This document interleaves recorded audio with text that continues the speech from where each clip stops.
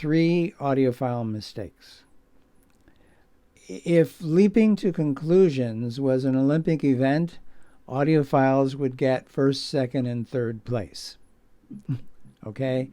So I guess the primary conclusion is don't leap to conclusions. All right? Our emotions affect how we listen. We can't help it. If we spent a lot of money on a piece of gear, it affects how we hear it. And if we spent very little money on a piece of gear, it tends to affect how we hear it. So try not to leap to conclusions. That's number 1. Number 2,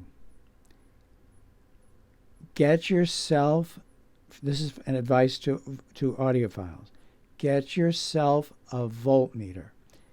If you're going to be comparing this preamp to that preamp, or this headphone amp to that headphone amp, make sure that the output levels of the 2 units exactly match within 1/10 of a dB.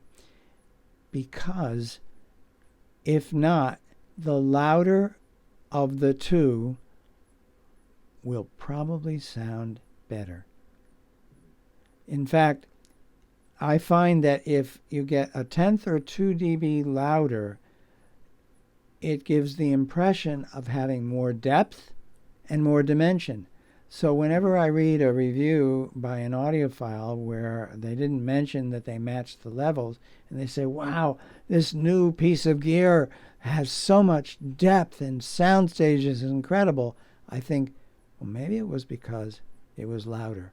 I don't want to seem facetious or obnoxious about this. It is absolutely 100% true, a known psychoacoustic fact. So I guess I'll have to say the third thing for audiophiles is that you are not immune to psychoacoustics. Make sure you know about them, and especially about cognitive bias.